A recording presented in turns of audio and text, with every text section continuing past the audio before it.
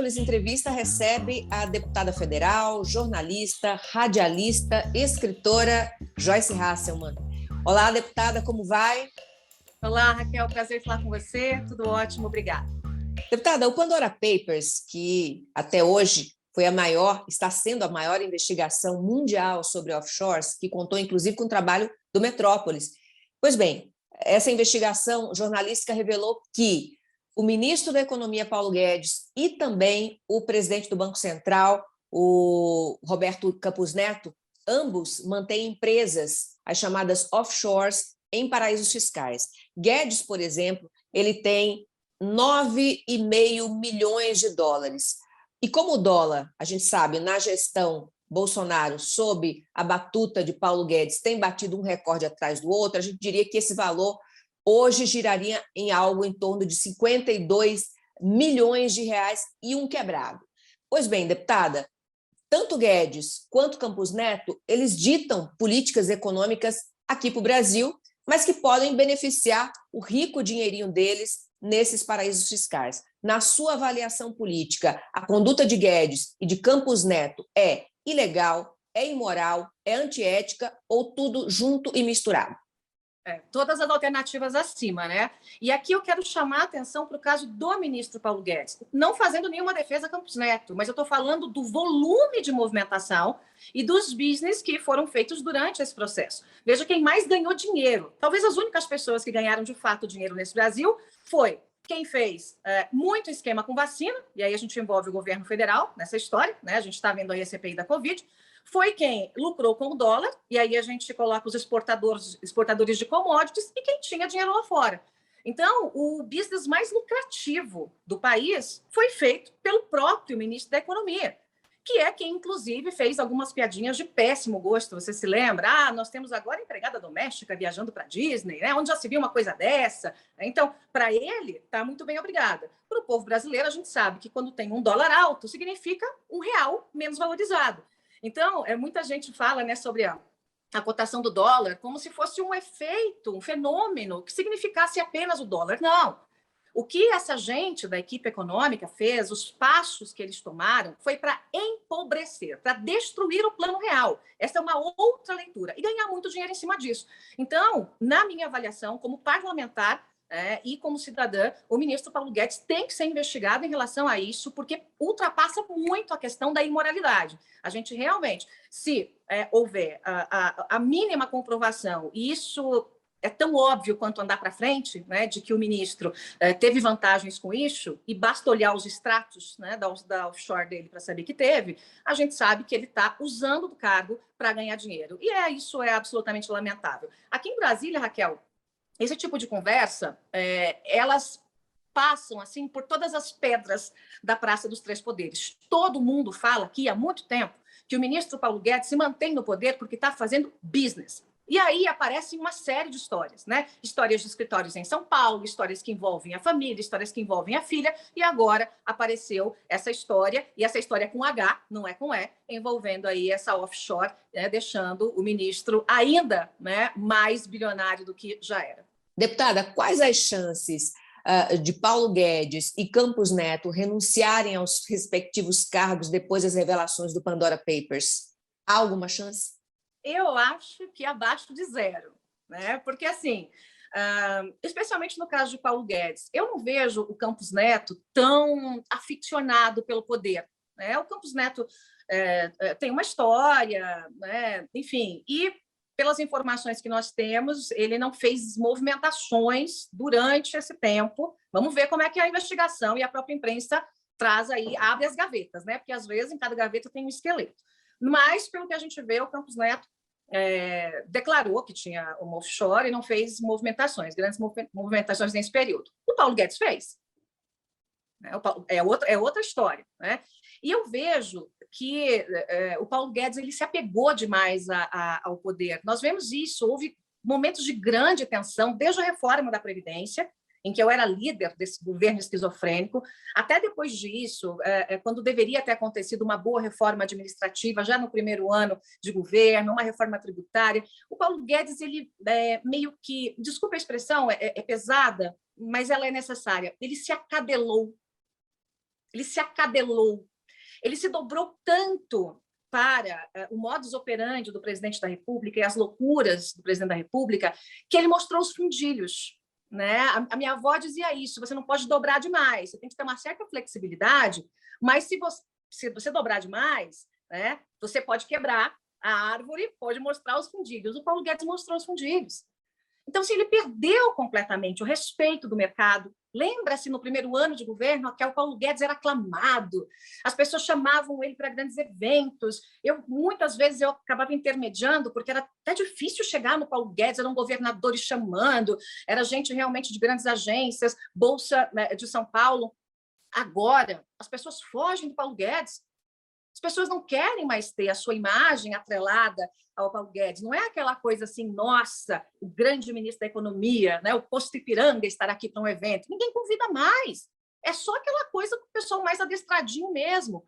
Então, o Paulo Guedes perdeu essa capacidade de ter dignidade. E quando se perde a capacidade de ter dignidade, ainda que isso te custe, né, aí a pessoa perde qualquer coisa. Então, eu duvido que ele largue esse osso. Ele só vai largar esse osso mesmo. Olha, eu vou te dizer, se acharem coisa ainda mais cabeluda e tiver uma iminência de uma operação da Polícia Federal e prisão e coisa assim. Se não, pode ter certeza que ele vai ficar com as garras nesse osso aí até o final do governo. No último final de semana, deputada, mais uma vez houve manifestações pelo país em favor do impeachment do presidente. O curioso é que, embora digam perseguir o mesmo objetivo, ou seja, a queda do presidente, os organizadores dessas manifestações eles não conseguem se unir. Por exemplo, no evento do dia 12, a direita aproveitou a ocasião para pregar o movimento nem Lula nem Bolsonaro. Já agora, nas manifestações do dia 2, a esquerda lulista hostilizou o pré-candidato pelo PDT, Ciro Gomes, né, vaiando em coro o Ciro. Será que esses movimentos querem, de fato, o impeachment do presidente ou apenas querem, sei lá, antecipar o palanque político de 2022? Depende dos movimentos. No caso dos movimentos que participaram do dia 12, e eu participei, a grande maioria realmente quer o impeachment do Bolsonaro e não quer Lula de volta. Aí eu digo a grande maioria. Pode ter exceção que confirme a regra, né? Então, MBL, VPR, a gente viu os políticos que participaram, você citou o Ciro participou, o João Amoedo do Novo participou, o João Dória participou, eu participei. São pessoas nem, né? É a geração nem Lula, nem Bolsonaro. No caso da manifestação do dia 2, infelizmente, assim, essa manifestação foi pró-impeachment mais ou menos, porque o PT, em sua cúpula, não quer o impeachment do Bolsonaro. Aqui na Câmara, o PT fala, porque tem que falar, tem que posicionar, pede um impeachment, mas a cúpula a executiva do PT lulista, que existe uma ala do PT que não é lulista, o PT lulista não quer o impeachment do Bolsonaro por uma questão muito simples. O Lula só tem chance com o Bolsonaro, e o Bolsonaro só tem chance com o Lula. Então, é aquela gangorra ali que se retroalimenta. Eles ficam naquela dancinha. Por que algumas pessoas não estiveram, como eu não estive dia 2? Porque aquela manifestação foi pró-Lula, não foi anti-Bolsonaro. Então, não dá. O que nós temos que entender e juntar essas forças, e a população precisa saber disso, é que existe uma direita que não é bolsonarista, que não é radical, que não é fascista, que não é nazista, que não é extremista, que não quer fuzilar pessoas. E existe uma esquerda que não é lulista. E existe um centro que não é centrão. Naquele estereótipo, do centrão mordedor de cargos. Não, são pessoas mais equilibradas, que não querem nenhum extremo nem outro. Então, assim, eu acho que nós temos que juntar tudo isso. É mais fácil juntar do centro-esquerda para essa direita mais racional, aquela esquerda mais, a esquerda mesmo fica um pouco mais complicado, mas acho que se não forem lulistas, por que não? Vamos deixar as eleições para as eleições e agora seria a hora de se unir. Agora, você lembra que o PT fez um esforço danado para melar as manifestações do dia 12. A gente viu os bolsonaristas e os petistas unidos, trabalhando nas redes, na imprensa, tentando esvaziar a manifestação. Por quê? Porque eles não querem impeachment. Simplesmente assim. Eles precisam desse esse horror que é o Jair Bolsonaro na presidência da República, para não ter uma comparação com alguém melhor. Vai que o Mourão assume e faz alguma coisa que preste. Lembre-se que quando o Michel Temer assumiu a presidência da República, vamos desconsiderar o escândalo lá né, depois com o Joesley, aquela confusão toda.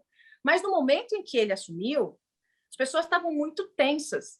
Mas o Michel Temer foi quem tocou a reforma trabalhista, foi quem fez a PEC do teto, conseguiu aprovar uma série de textos rapidamente e o Brasil lançou a ponte para o futuro. E o Brasil deu aquela levantada. Aí depois veio o maldito encontro no Jaburu, e depois a esculhambação de novo. Mas hoje trocar de presidente é algo extremamente... Deixar, por exemplo, o Mourão por 8 meses, 1 ano, terminar o mandato e depois decidir isso nas urnas, seria uma bênção para o Brasil, mais uma maldição para o Lula. Nós estamos exatamente a 1 ano das eleições, deputada, mas até agora a gente não viu surgir aí uma liderança fora desses polos, Lula e Bolsonaro. Uma verdadeira, uma grande liderança fora desses polos. Nós temos vários candidatos, nós temos vários candidatos à terceira via, né, que poderiam ser viáveis, mas até agora nenhum deles se destacou. A senhora ainda acredita numa união política entre essas forças contra Bolsonaro, né? Ou será que Lula seguirá como o salvador da pátria, aquele que nos livrará do bolsonarismo? Eu acredito muito nessa terceira via. Em 1 ano, em política, né, tudo pode acontecer. Política é uma roda gigante, né? Fundo de poço de político tem mola e propulsora. Né? Então, assim, a história mostra que a população em geral, nós que somos no meio da política, né, e jornalistas, a gente fica ansioso, né? Ai, meu Deus, falta um ano, cadê? Mas a população, ela realmente vai falar assim, quem são os candidatos aí mesmo? Lá por maio, junho, né? Aí ela vai dar uma olhada no geral, né, e vai começar a dar um pouco mais de atenção para o processo eleitoral. Né? Acredito que hoje nós temos muitos candidatos a candidatos, né, muita gente se vendendo candidato porque quer negociar vice. Né? Veja, ninguém se vende vice para negociar vice. As pessoas se vendem candidato para negociar vice. Então, na minha avaliação, essa candidatura, por exemplo, do Rodrigo Pacheco, presidente do Senado, é para tentar negociar uma vice. Do próprio Eduardo Leite, que eu gosto muito, eu acho que ele quer ganhar as prévias do PSDB para negociar uma vice, é o plano do Aécio Neves. Né? Do próprio Tasso Gereissati, que acho que é o bode na sala do Eduardo Leite. E Mandetta a gente tem que ver no meio do caminho, né? Se essa fusão do DEM com o PSL vai ser fusão ou confusão. Eu acredito mais na segunda opção, que vai ser confusão e não fusão. Mas vejo que quem tem alguma coisa para mostrar e um nome, por mais que tenha rejeição em São Paulo, ainda é o João Dória. E as pessoas falam, mas o João tem uma rejeição. Bom, o Bolsonaro tinha uma rejeição gigante. Muita gente não votou no Bolsonaro, votou contra o Lula. E acho que esse efeito vai aparecer na terceira via. Muita gente assim, peraí, eu não gosto muito disso, não gosto muito dessa calcinha apertada, mas vamos lá, nem Lula nem Bolsonaro. Né? Mas acho que e a minha aposta é o João Dória. Mas ele tem que ganhar a convenção. É a eleição mais difícil para ele, ganhar a convenção. Agora, desse leque que eu falei, sendo Eduardo Leite, sendo João Dória, sendo Mandetta, sendo Sérgio Moro, né?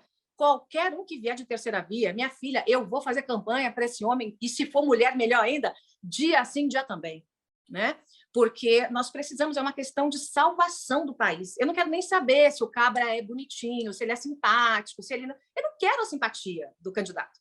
Eu não quero o sorriso do candidato. Eu quero que ele tenha a competência mínima, né?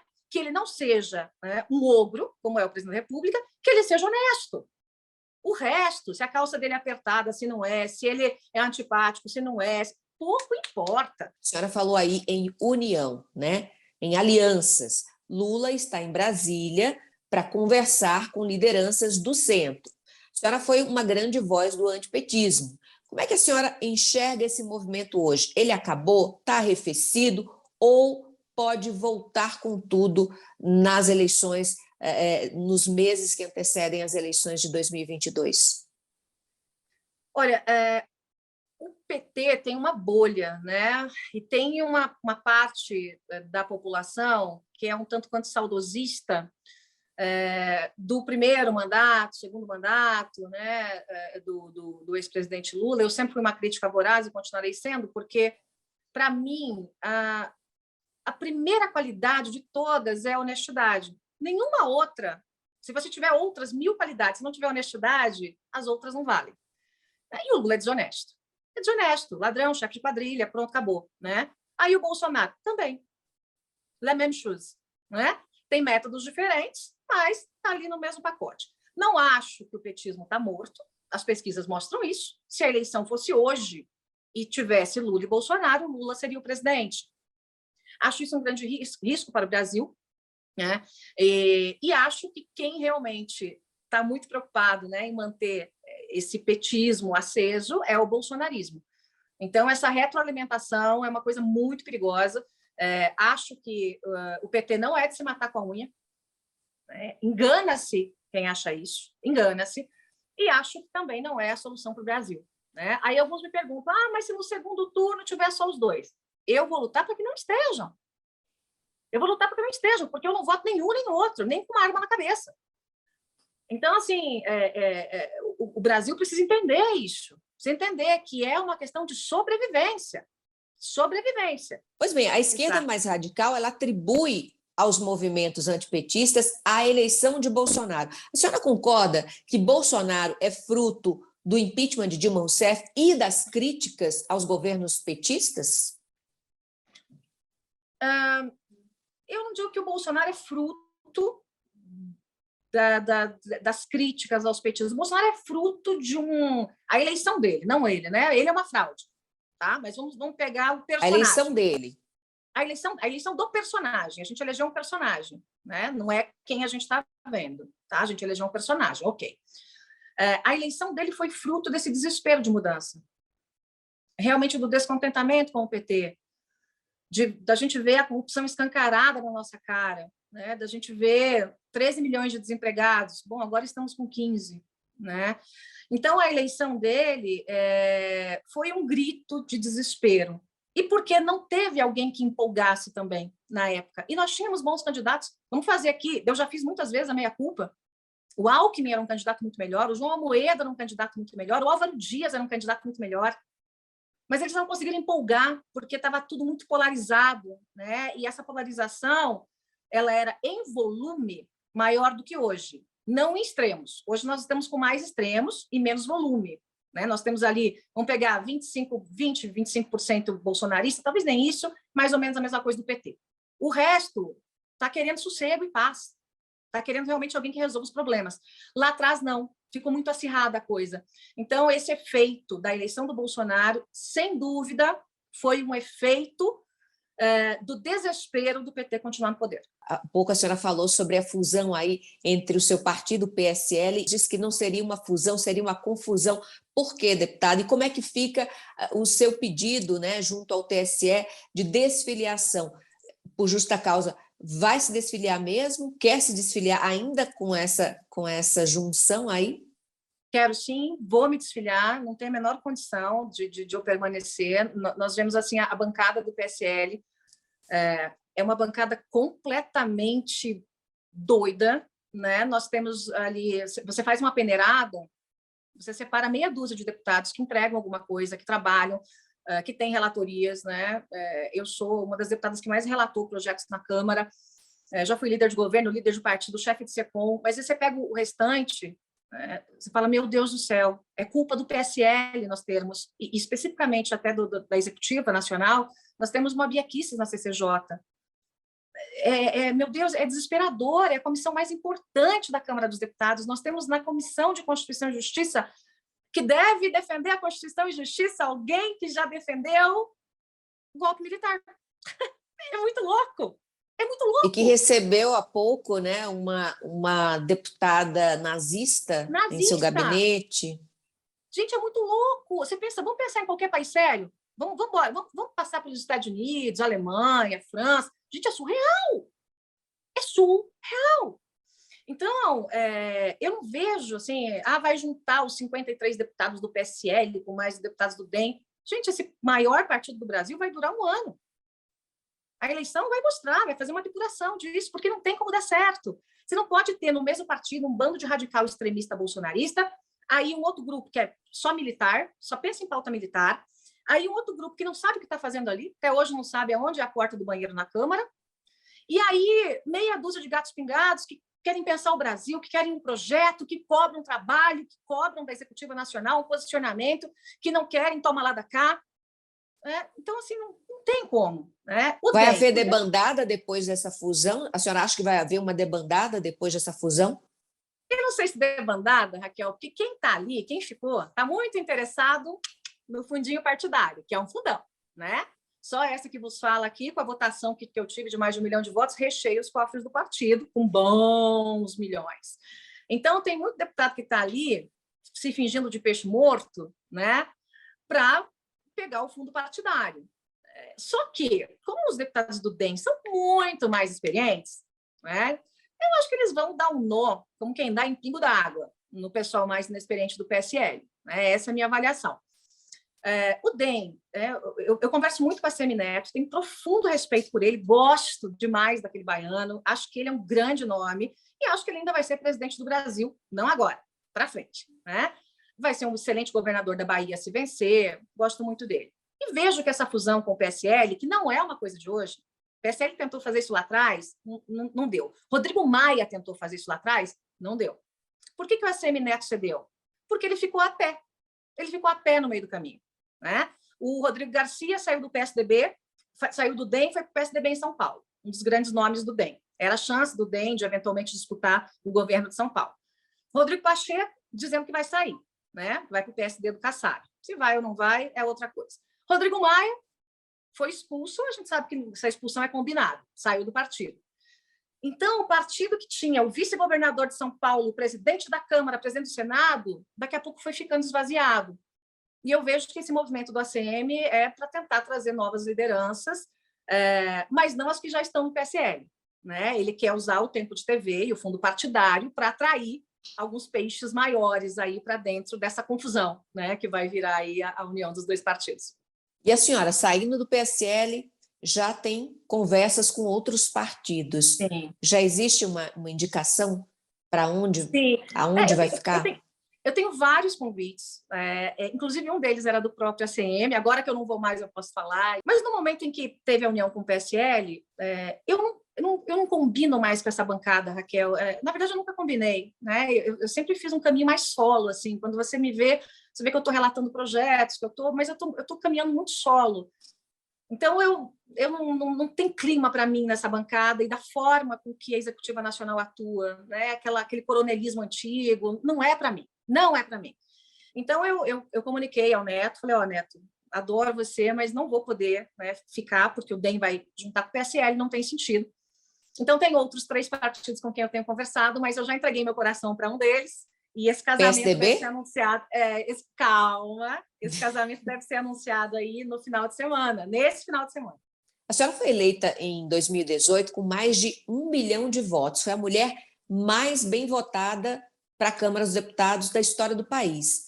Sim. Só que em 2020, deputada, a senhora ficou em 7º lugar na disputa pela prefeitura da cidade de São Paulo, com menos de 100 mil votos. O que aconteceu dessa campeã de votos e da 7ª colocada na disputa pela prefeitura? O que aconteceu entre esses dois tempos? São algumas coisas, Raquel. Primeiro que o momento era completamente diferente. A gente estava no meio de uma pandemia, as pessoas estavam com muito medo de mudança. Muito medo. E estavam com muito medo do Boulos, que estava crescendo a passos largos. A gente se lembra que o Boulos saiu de um dígito e, puf, né? Ele acabou explodindo, fazendo uma campanha mais Boulos, Paz e Amor, pegando muitos jovens e tal. Então, muita gente que trabalhou, inclusive, para mim, na eleição em 2018, como parte da comunidade judaica, me procurou, disse, Joyce, a gente vota em você por o que for. Se você for presidente da República, candidato, a gente vota em você. Mas nessa eleição, a gente vai ter que tentar resolver no primeiro turno com o Bruno, porque nós estamos desesperados com medo do Boulos ganhar a eleição. Então, teve o efeito pandemia, teve o efeito medo do crescimento do Boulos, e teve um efeito e que eu tive que lutar contra os bolsonaristas. Eu fui a mulher mais atacada da história das eleições. Tive que lutar contra os bolsonaristas e contra o meu partido, que não queria que eu fosse candidata. Eu tive que enfrentar a executiva do meu partido. Então, assim, era uma loucura. Eles combinaram comigo toda uma trajetória. Depois fizeram cortes, puxaram meu tapete. Então, assim, tudo isso foi uma coisa muito, muito pesada, né? E junte-se a isso o fato de que eu tive mais de 1 milhão de votos em 645 municípios, não em um. Eu disputei a eleição em um, né? Então, eu não disputei a eleição em 645. Em São Paulo, na eleição passada, eu tive em torno de 200 e tantos mil votos. Então, eu tive quase metade em São Paulo. O restante dos meus votos vieram do interior. Então, a conta não pode ser feita 1 para 645, né? Tem que ser feita no páreo a páreo. Se a gente fosse colocar uma eleição fazendo proporcional em todo o estado de São Paulo, eu teria feito, ao invés de 1 milhão e tantos mil votos, 500 mil de votos, uma proporcional, né? O que também é natural. Repetir votações estrondosas como essa, né, é uma coisa muito complicada, muito difícil. E eu não tenho essa pretensão, como eu não tinha pretensão de fazer 1 milhão de votos. A senhora não atribui esse 1 milhão de votos que a senhora obteve mais à questão de estar ligada ao bolsonarismo, de ser uma candidata ali abençoada pelo Bolsonaro? Nunca fui, Raquel. Né? O candidato abençoado pelo Bolsonaro era Eduardo Bolsonaro, que disputou comigo. Lembre-se que eu disputei com o filho do presidente da República.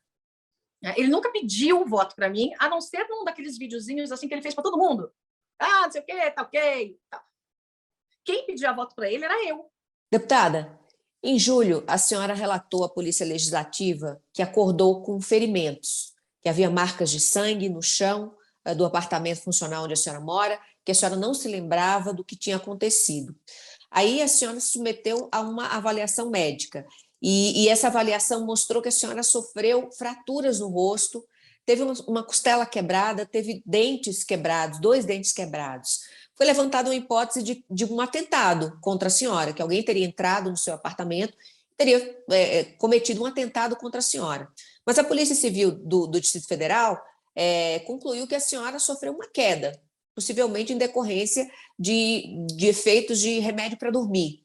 A senhora ainda acredita que esse incidente tenha sido, de fato, um atentado? Acredito, Raquel. É uma coisa que a assessoria não quer que eu fale, meus advogados não querem que eu fale, aquela coisa toda, mas eu até disse recentemente para minha assessora de imprensa, eu falei, eu não sou uma fraude, eu não sei, isso está travado aqui na minha garganta. Ninguém conseguiu me explicar porque eu tinha um galo na cabeça. E não foi nem uma fratura na costela, foi uma fratura na coluna. Eu tive 5 fraturas no rosto, uma fratura na coluna e o meu joelho arrebentado. Então, assim, veja, eu não tenho 110 anos. E, assim, ainda, vamos supor que eu tivesse... Né? Quando o primeiro médico olhou, que foi até o Dr. Calil, do Sírio, ele me ligou e falou, Joyce do céu, você tá com o rosto todo quebrado. Né? O negócio foi feio aí e tal. E aí eu falei, meu Deus do céu, né? Como pode isso? E aí a gente foi, aí sim, né? Chamar a polícia, aquela coisa toda, né? A gente foi tentar fazer a reconstituição daquilo. E eu entendo que a polícia tenha concluído por uma queda acidental, ainda que os médicos tenham dito que teria que ser contra um obstáculo, tipo uma escada, rolando. E não tem escada no meu apartamento. Porque não tinha uma prova. Se alguém se mudar para a escada do meu prédio e ficar um mês morando na escadaria do meu prédio, não tem uma câmera para pegar. E aí veio aquela notícia, câmeras não pegam ninguém. Porque não tem câmera dentro do apartamento, dentro dos corredores, dentro das escadas. A pessoa tem acesso e, ó, tanto faz, tanto fez. Então, assim, eu entendo, a polícia não pode inventar um culpado. Né? Então, assim, não tinha câmera, não tinha imagem. Né? Tem uns pontos cegos aqui. Então, a única coisa, todo mundo viu que, né, meu marido me socorreu, um gentleman lord, cheguei a entregar nossas conversas íntimas para a polícia entender como é nosso relacionamento. Então, assim, tá bom. Tá óbvio que o marido não foi. A gente não tem prova de que entrou ninguém. Então, fazer o quê? Caiu. Tá? Foi aquela coisa, assim, caiu. Né? Mas eu ainda... Como é que a senhora reagiu a essa conclusão da polícia? Não foi uma conclusão precipitada? Eu perguntei para o delegado, à época, que foi muito gentil comigo, eu falei, doutor, como, então, vocês explicam meu galo na cabeça? Aí até ele falou assim, mas galo na cabeça? Eu falei, sim, está na tomografia. Né? porque foram os peritos, né, que entregaram para a polícia, tal, fizeram uma análise do rosto. Pode ter sido queda, provavelmente queda, né? Então, assim, para mim, foi um pouco de surpresa, eu confesso para você, mas eu compreendo perfeitamente que a polícia não tinha mais para onde correr, né? A não ser que alguém apareça, né, com um depoimento, que conte alguma coisa que viu, né? Foi visto um carro rodando aqui pelos dias, né, do que aconteceu no final de semana, com uma placa fria. Isso o delegado chegou a comentar, passar comigo, mas não chegaram a quem era, né, da onde era esse carro, nem nada. Ficou dito pelo não dito. Mas, da mesma forma como teve um arrependido do Gabinete do Ódio, que entregou todo o processo, né, me trouxe as informações, as senhas, e eu consegui entregar isso na CPI, eu espero que ainda apareça um arrependido dessa história e que a gente chegue realmente ao que aconteceu. Deputada, após esse incidente, a senhora e seu marido foram vítimas de diversas agressões pela internet. Quem está nas redes sociais acompanhou esse lamentável espetáculo de agressões. Teve alguma agressão que lhe chamou mais atenção, seja pelo teor dessa agressão, seja pelo autor dessa agressão? Sim. O autor nem tanto, sabe, Raquel? Porque são aqueles mesmos escroques de sempre, assim, né? Muito bolsonarista, gente que não tem o menor compromisso com a verdade, mas o teor me chamou muita atenção. Tanto o teor de que eu teria usado droga, né? Isso é uma coisa assim que eu não vou dizer que mexe comigo, mas é tão sem pé nem cabeça, né? Assim, Joyce, você é viciada em quê? Cafezinho e doce de leite. Então, assim, até na faculdade de jornalismo, né, eu era mais careta, assim, todo o pessoal gostava de festa, não sei o quê, e eu só estudando ali, bem caretinha e tal. Então, aquilo me chamou muito a atenção, porque é uma barbárie, né? Dos meus pais a ver aquilo. E aí fizeram várias montagens com um carro parecido com o meu, dizendo que eu bati o carro, tanto que fui eu que pedi, não foi a polícia, eu pedi para a polícia fazer uma perícia no meu carro. Meu carro ficou praticamente 48 horas dentro de um centro de perícia para que a polícia constatasse que não havia uma única batida e nem nada arrumado recentemente, né? Meu carro fizeram até coletaram digitais, tudo. Então, isso me chamou muita atenção, assim, pela sordidez, né? Você imagina, meu filho recebendo, né, imagens de um carro branco como o meu, destruído, né? E aí até o Estadão chegou a fazer uma matéria de capa sobre as fake news que foram veiculadas. Então, agora isso não é uma coisa que me assusta mais, porque eu estou vivendo isso desde que eu saí do governo. Mas, assim, é muito sórdido, né? É uma pobreza de espírito, assim, é uma coisa que você fala assim, como é que alguém faz uma coisa dessa, assim? Como é que você olha para alguém que está passando por uma coisa como essa, né? Vamos supor que tivesse sido uma queda, o que eu não acredito, pelo galo na cabeça, né? Mas ok, vamos supor que tivesse sido. É uma pessoa que está ali ferida, uma série de fraturas, machucada, né? Por que eu procuraria a polícia se eu tivesse algo a esconder? É uma coisa sem pé nem cabeça. As sessões são online. Eu podia ter ficado em casa tocando as sessões online, ninguém ia ver meu rosto, né? Mas não, eu fui em busca da verdade, de querer saber o que aconteceu. Como é possível manter a sanidade mental circulando por ambientes tão insalubres, deputadas, quanto a política e as redes sociais?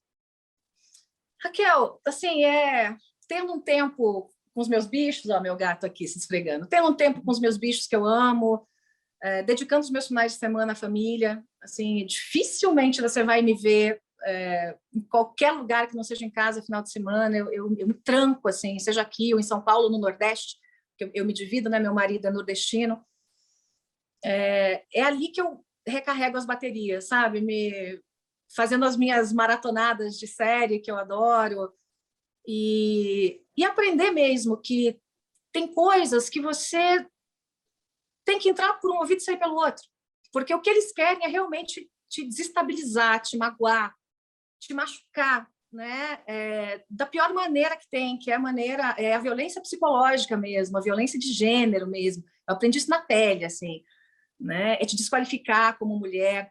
Então, se você abre a guarda, deixa isso te atingir de uma maneira, né, mais violenta mesmo, dar o gostinho da vitória para eles. Então, eu tento seguir na minha luta, fazer o meu trabalho, tenho assim pedido muito, né, para Deus, assim, olha, coloca as pessoas certas no meu caminho e afasta as erradas. Afasta as erradas, né? Porque tem muita gente que cruza o nosso caminho que são pessoas erradas, como aconteceu quando o Bolsonaro cruzou meu caminho, né? É uma pessoa errada. Eu achei que era uma pessoa certa ou errada. Então eu tenho feito muito isso, assim, escolhido muito a dedo, né, as pessoas com quem eu me relaciono fora da política e pedindo proteção, né? A Deus, ao universo, né? E fazendo as minhas orações em hebraico e seguindo a vida, assim. Não é fácil manter a saúde mental nesse hospício, que é a política, não é fácil. Ainda mais a política desses tempos, que eu acho que é a mais agressiva de toda a história do país. Vamos pular a parte da ditadura, né, militar, mas dessa história desde a redemocratização.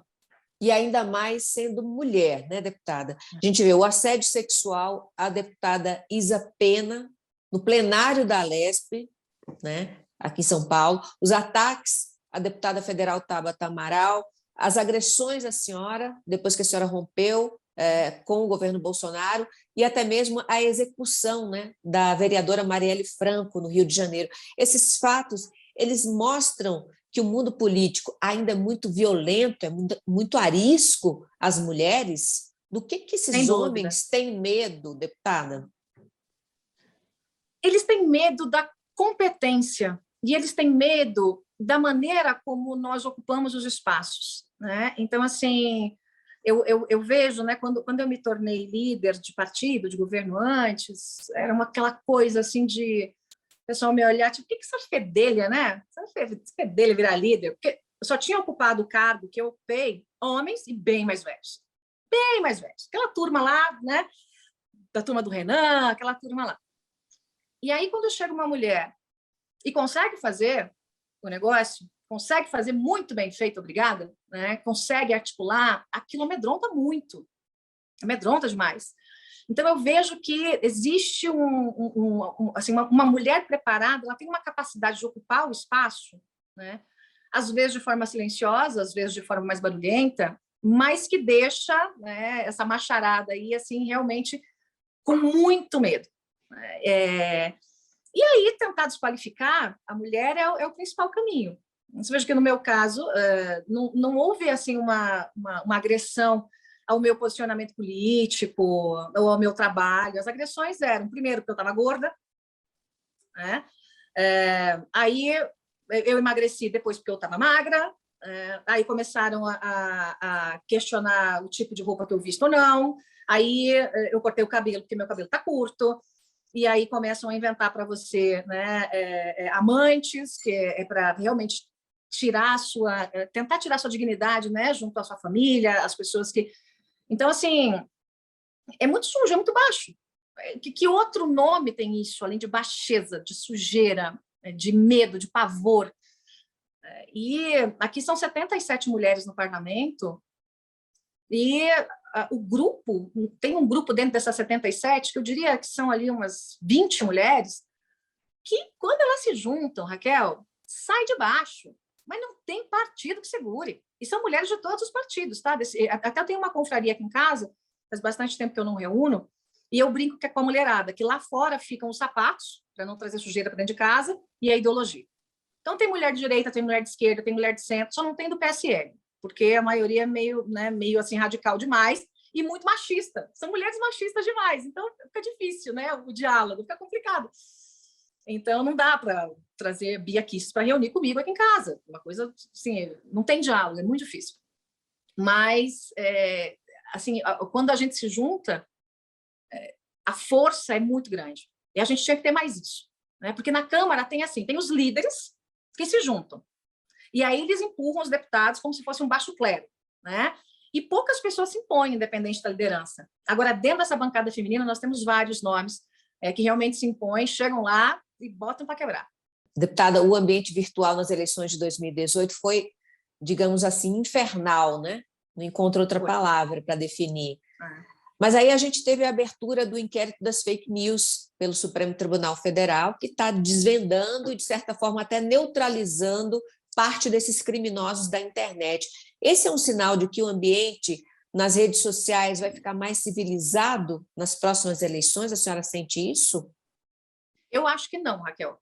Eu acho que se não tiver uma lei, de fato, e eu já propus essa lei, a gente não vai ter esse ambiente mais civilizado. Por quê? Você tem lá alguns maluquinhos presos, né? E pode ver que todos ligados ao governo, direto ou indiretamente, né? Ou seja, é a prova do que o que eu levei lá na CPI das fake news é a absoluta verdade, a existência do gabinete do ódio. Você tem busca e apreensão, mas é meia dúzia de gatos pingados, né? Então, enquanto não tiver uma lei em que este crime realmente deixe de compensar, faça com que esse crime deixe de compensar, a coisa vai continuar acontecendo. Por quê? Eles criam sites, eu digo essa gangue digital, né? Eles criam sites falsos em 5 minutos, publicam uma notícia falsa, aí eles apagam o site, some o rastro, e as pessoas começam a compartilhar, né? Começa dentro desse grupo do gabinete do ódio, dos deputados e assessores, e isso vai para o Brasil todo, e os robôs turbinam isso. Se não tiver a punição do cérebro por trás disso, ou seja, de quem com dolo, não é a tia do WhatsApp, porque eles ficam dizendo isso, né? Que quer punir a tia do WhatsApp. Não, gente, a tia do WhatsApp é uma coisa. Quem inventa uma mentira, e não é uma mentirinha de vizinha, uma fofoca de vizinha, é uma mentira para destruir a sua reputação. Quem inventa uma mentira, forja provas, forja dossiês, faz isso deliberadamente, com dolo, em grupo, isso é organização criminosa e tem que ser tratado como tal. Então, eu proponho que haja, nesses casos de grande ofensa e de grupo trabalhando com dolo na internet, potencializado por máquinas, por robôs, que haja prisão de até 8 anos. Se isso acontecer, aí acaba a farra, porque daí as pessoas vão ter que ter a responsabilidade. Elas vão ter que dizer, opa, eu não posso dizer que esse padre aqui, esse pastor aqui, esse rabino aqui, mataram 5 criancinhas, porque é mentira. Vai ter um peso isso aqui, eu vou pagar com cadeia para esse negócio. Então, enquanto não tiver isso, para realmente puxar o freio dessas fake news, eu não creio que o ambiente vai ser mais civilizado, não. A senhora, assim como eu, assim como vários jornalistas, nós todos somos vítimas diárias do tal gabinete do ódio. Fala-se como se fosse alguma coisa numa nuvem, né? Mas, na verdade, ele existe, ele é real, e a gente sabe, porque a gente sentiu as consequências dessas mentiras. A senhora crê que algum dia nós vamos saber nominalmente quem são as mãos e as mentes que comandam esse gabinete do ódio? Será que algum dia eles serão punidos, deputada? Eu creio que serão punidos. Em relação aos nomes, muitos eu já entreguei para o Supremo, né? Nome, sobrenome, função, aqui gabinetes estão atrelados, né? Houve até algumas operações de busca e apreensão em São Paulo em relação a isso. Alguns estão protegidos debaixo da asa do próprio presidente da República, né? E dentro da casa do presidente da República. Então, é por isso que eu digo que, se não tiverem mandato, irão para a cadeia. É o mandato que os segura, né?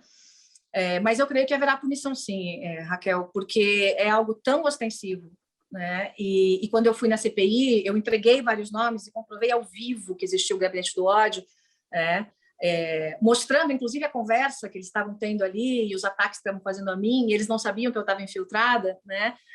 Eu consegui essa senha com um bendito que ficou com medo, se arrependeu e me entregou todo o material, e aí eu passei a me infiltrar e investigar. Mas, assim, é muito fácil saber. Nós sabemos que tem um financiamento público nisso. Eu já passei os nomes. O STF tem alguns nomes. A CPI das fake news tem. Eu prestei um depoimento de 9 horas, mas depois entreguei informações sigilosas também. A CPI das fake news foi enterrada por emendas, né? Muitas emendas.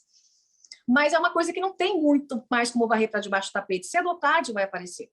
cedo ou tarde vai aparecer, né? Eu provei que havia financiamento público e dei todas as pistas para a CPI das fake news investigar de onde vinha o financiamento privado, né, de robôs. E como também saía dinheiro dentro do governo, né, através de agências que subcontratavam esses blogs sujos bolsonaristas aí, né, com CNPJs, né, ou que não existiam, ou com outras empresas, mas uma agência grande pegava a conta do governo e depois passava como queria para esses blogs pequenos, né?